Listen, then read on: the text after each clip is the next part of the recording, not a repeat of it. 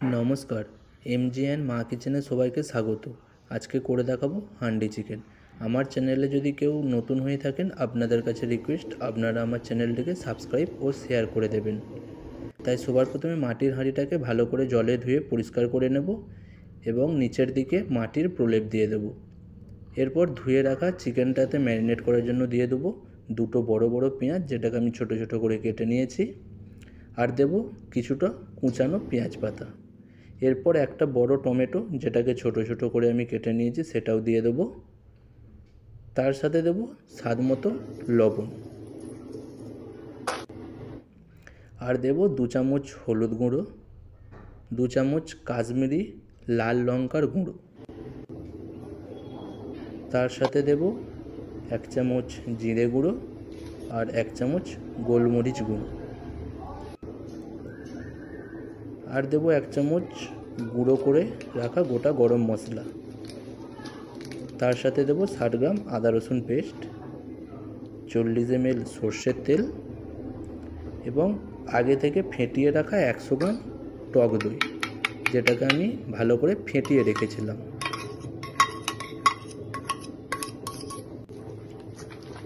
এরপর সব কিছু উপকরণকে আমি চিকেনের সাথে ভালো করে মিশিয়ে নেব। তাই আমি এটাকে হাত দিয়ে মাখিয়ে নিচ্ছি। এটাকে আপনারা চামচ দিয়েও মাখাতে পারেন, কিন্তু হাত দিয়ে মাখিয়ে নিলে সবথেকে ভালো হয়।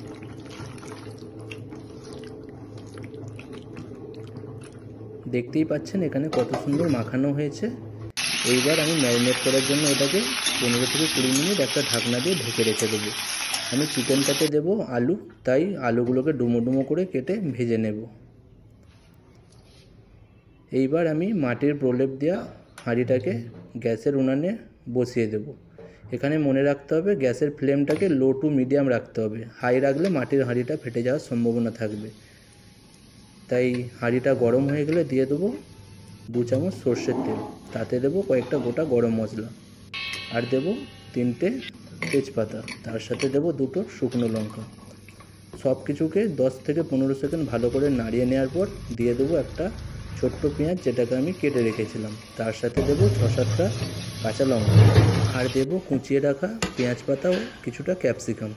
দেখতেই পাচ্ছেন চিকেনটা কত সুন্দর ম্যারিনেট হয়েছে এবং কালার এসেছে। মনে হয় যেন একটা তুলে খাই, কিন্তু না, এটা কাঁচা। এইবার ম্যারিনেট করে রাখা চিকেনটাকে দিয়ে দেবো হাঁড়িতে, আর দিয়ে দেবো ভেজে রাখা আলুগুলো। স্বাদ আনার জন্য দেবো 2টো গোটা পেঁয়াজ, একটা ধুয়ে রাখা গোটা রসুন ও কিছুটা ছাড়িয়ে রাখা মটরশুঁটি। সব কিছুকে ভালো করে আস্তে আস্তে মিশিয়ে নেব। মাটির হাঁড়িটা যেন না ভেঙে যায়, সাবধানের সঙ্গে মিশিয়ে নেব। এখানে দেখতেই পাচ্ছেন আমি কত সহজেই উল্টে পাল্টে নিচ্ছি সাবধানের সঙ্গে। এরপর এতে দিয়ে দেবো 1 চামচ দেশি ঘি।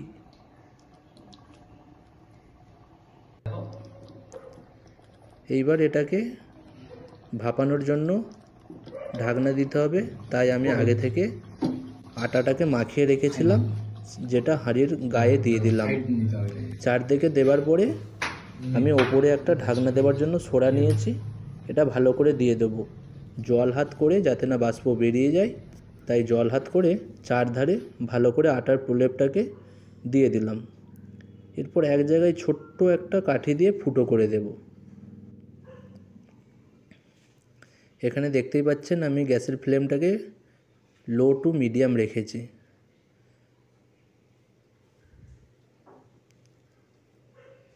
কুড়ি 25 মিনিট টাইম দিলেই হান্ডি চিকেন রেডি হয়ে যাবে, কিন্তু নিচে মশলাটা পুড়ে যাওয়ার ভয় আছে। তাই 4-5 মিনিট পরেই হাঁড়িটাকে এইভাবে ধরে ভালো করে নাড়িয়ে দিতে হবে।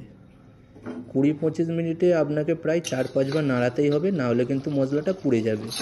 20 মিনিট পরে দেখুন আমি ঢাকনাটা খুলেছি, কত সুন্দর কালার হয়েছে। এখানে আমার হান্ডি চিকেন প্রায় শেষের পথে। তাই একবার খুলে ধনেপাতা দেওয়ার জন্য আমি এটাকে নাড়িয়ে নেব। দেখতেই পাচ্ছেন সব কিছু সুন্দরভাবে সেদ্ধ হয়েছে। এইবার আমি দিয়ে দেবো আগে থেকে কুচিয়ে রাখা ধনেপাতা। আপনারা যদি ধনেপাতা না খেতে চান, না দেবেন। আমি টেস্ট আনার জন্য এখানে ধনেপাতা দিয়েছি, তাই আবারও সব কিছুকে মশলার সাথে মিশিয়ে নেব। এইবার এটাকে আমি 2 মিনিটের জন্য ঢেকে রাখবো। 2 মিনিট পরে আমি নামিয়ে নেব। নামিয়ে নেওয়ার পর এটাকে পরিবেশন করার জন্য এটা রেডি। দেখুন এই পরিবেশনের জন্য খুলেছি, এটা কত সুন্দর কালার হয়েছে। তাই আপনারাও এইভাবে একবার বাড়িতে বানিয়ে দেখুন। নমস্কার।